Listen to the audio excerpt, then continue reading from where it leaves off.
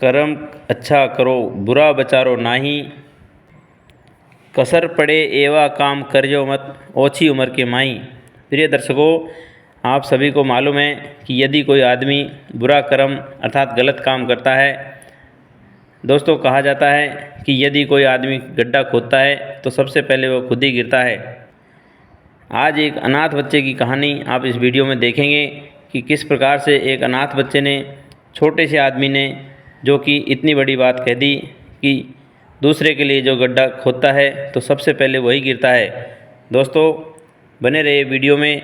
ये अनाथ बच्चे की कहानी है जिसने छोटी सी उम्र में 11 साल की उम्र में एक सेनापति को जो ज्ञान दे दिया, सेनापति उस ज्ञान से मोहित होकर के उस बच्चे को ले जा कर के अपने घर पालता है। तो नमस्कार प्रिय दर्शकों, आपको सभी का हमारे YouTube चैनल पर हार्दिक स्वागत है। दोस्तों इस कहानी में मैं आपको बताता हूँ कि किस प्रकार से एक 11 वर्ष के लड़के ने एक सेनापति का दिल जीत लिया और वो सेनापति उसको अपने साथ ले गया उसका। लेकिन दोस्तों कहते हैं कि समय का पहिया आगे बढ़ता है और समय का पहिया आगे चलता है तो किस प्रकार से सेनापति की बुद्धि फिर जाती है और वो अपने बच्चे का वध कर बैठता है।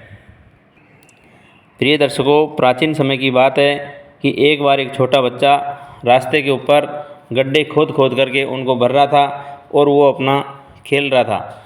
उसी समय एक राजा का सेनापति जो उधर से गुजरा, उस आदमी ने पूछा कि बेटा तू यहाँ क्या कर रहा है और तू कौन है। दोस्तों वो रास्ते में गड्ढा कर रहा था तो सेनापति ने कहा कि आप ये जो गड्ढे कर रहे हो तो आप रास्ते पे गड्ढा नहीं करो, कहीं दूर जा कर के खेलो।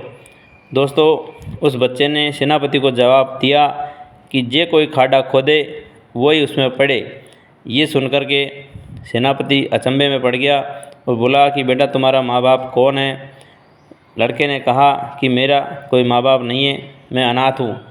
प्रिय दर्शकों, यह वचन जब सेनापति ने सुना तो उसकी आंखों में आंसू आ गया और सोचने लगा कि इसके कोई माँ बाप नहीं है, गरीब घर का बच्चा है और मेरे कोई औलाद नहीं, मैं नापुत्री आदमी हूँ और ये इतना समझदार बच्चा है। इसने कहा कि जो कोई गड्ढा खोदता है वही उसमें पड़ता है। तो प्रिय दर्शकों, उस सेनापति ने उस बच्चे से कहा कि बेटा मेरे घर में कोई औलाद नहीं है, मैं यदि आपको पालू पशु पढ़ाऊँ लिखाऊँ तो आप चलेंगे मेरे साथ। बच्चे ने हाँ कर दिया और वो सेनापति उस अनाथ बच्चे को ला कर के अपने घर पढ़ाने लिखाने लगता है।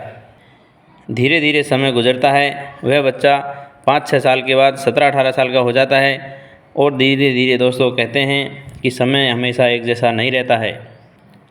समय फूले वन राय, समय सजन घर आवे, समय भोम छूट जावे, समय नर फेर बसावे, समय डिगावे पुरुष को, समय फेर छत्तर फिरे, बेताल कहे विक्रम सुनो, समय करे नर क्या करे। प्रिय दर्शकों, ये एक छोटा सा भजन था 4 पंक्ति का, लेकिन मैं ठीक से नहीं सुना पाया। मैं इसका अर्थ आपको बताता हूँ कि प्रिय दर्शकों, समय के साथ साथ वन राय अर्थात जंगल, पेड़ पौधे जो पतझड़ हो जाता है वो भी वापस से फल फूलने लग जाते हैं और समय जब बदलता है तो उसके घर सज्जन लोग आते हैं, उसका यश बढ़ता है, कीर्ति बढ़ती है। और दोस्तों कहा जाता है कि समय के साथ साथ हमारी ये भौम भी छूट जाती है अर्थात ये धरा हमसे छूट जाती है। समय नर फेर बसावे अर्थात दोस्तों समय आदमी को दोबारा से बसाता है।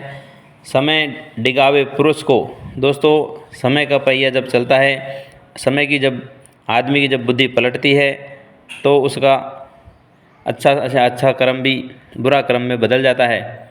ये कहे विक्रम सुनो बेताल। दोस्तों ये विक्रम बेताल की कहानी जो कि आपने देखी होगी, बेताल कहता रहता है और विक्रम सुनता रहता है। आगे दोस्तों समय करे नर क्या करे, जो भी काम करता है वो समय ही करता है, हमारे हाथ में आपके हाथ में कुछ नहीं है। अब दोस्तों आगे क्या होता है, समय के साथ साथ उस सेनापति की पत्नी के खुद भी एक छोटा बच्चा हो जाता है और धीरे धीरे वो बच्चा साल 2 साल 3 साल ऐसे करते करते बड़ा हो जाता है। 8-10 साल का बच्चा जब हो जाता है, अब आप सभी जानते हैं कि अपना और पराया का भेद करने लग जाते हैं लोग बाग, जो कि सभी का एक ह्यूमन नेचर है। जबकि ह्यूमन नेचर में विचारा गया काम, बहुत बुरा काम इन्होंने सोच लिया। उधर सेनापति और सेनापति की पत्नी में आपस में झगड़े होते हैं कि यदि ये बच्चा हमारे घर में रहेगा तो इसको आधी प्रॉपर्टी देनी पड़ेगी, क्योंकि आपने इसको गोद लिया हुआ है। अब दोस्तों, समय के साथ साथ सेनापति की बुद्धि फिर जाती है, उसके मन में कुटिलता आ जाती है। उसने सोचा कि यदि इसको कहीं सुपारी दे करके किसी कसाई के पास मरवा दिया जाए तो ये संपत्ति जो प्रॉपर्टी है मेरी, इसमें ये अकेला ही भागीदार रहेगा। अब दोस्तों, इन दोनों मियाँ बीवी ने ये सोच लिया कि यदि इसको मरवा दिया जाए तो हमारे बच्चे के सामने ये जो भाग बटाएगा, आधे भाग चला जाएगा, इसकी जो कहानी है वो मिट जाएगी। अब सेनापति एक कसाई के घर जाता है मीट की दुकान पर और कहते हैं कि मैं कल मेरे बेटे को मीट लेने भेजूँगा, आप उस बेटे को ख़त्म कर देना, और आप जानते हो कि मैं कौन हूँ। कसाई ने कहा कि महाराज, भली भांति जानता हूँ, आप सेनापति हैं, आपका हुक्म मानना ज़रूरी है। तो दोस्तों, सेनापति ने अपने बड़े बच्चे को, जो गोद लिया हुआ बच्चा था, जो कि उसका खुद का बच्चा नहीं था, उसे मीट लेने के लिए मांस की दुकान पर भेज दिया। अब दोस्तों, उसका छोटा बच्चा था, वो कहीं पड़ोसियों के यहाँ काफ़ी दूर घर से खेल रहा था, छोटे बच्चों के साथ काफ़ी देर से खेल रहा था। उसको खेलते खेलते खेल में लगातार हार मिल रही थी। जैसे उसने अपने बड़े भाई को, गोद लिया हुआ भाई को देखा तो उसने कहा कि भाई, आप मेरी जगह खेलिए और आपका जो काम हो मैं कर दूँ, क्योंकि मैं यहाँ पर लगातार हारता जा रहा हूँ। कहा जाता है कि भाई ही भाई के काम आता है, भाई रूठे तो पड़ोसी को मुँह को लागे। दोस्तों, जब भाई लोग आपस में रूठ जाते हैं, लड़ लेते हैं, तो उस समय पड़ोसियों को कंधे पर हाथ रखने का, अर्थात बहकाने का, अर्थात मज़ा लेने का मौका मिल जाता है। दोस्तों, भाई से बड़ी कोई चीज़ नहीं होती है, ऐसा कहानी है और बिल्कुल सत्य भी है। सबसे पहले भाई ही भाई के काम आता है। अब प्रिय दर्शकों, होता है क्या, उस बड़े भाई जो गोद लिया हुआ भाई था, वो तो उन पड़ोसियों के बच्चों के साथ खेलने लग जाता है और छोटे भाई को मीट की दुकान पर भेज देता है। अब दोस्तों, सेनापति का हुक्म था कि जैसे ही बच्चा मीट की दुकान पर आए, उसको आप ख़त्म कर देना। प्रिय दर्शकों, कुछ समय बाद छोटे बच्चे को कसाई ने ख़त्म कर दिया। अब बड़ा वाला भाई था, उसने देखा कि मेरा भाई दुकान पर गया था मीट लेने, अभी तक आया नहीं। अब वो पहुंच जाता है बड़ा वाला।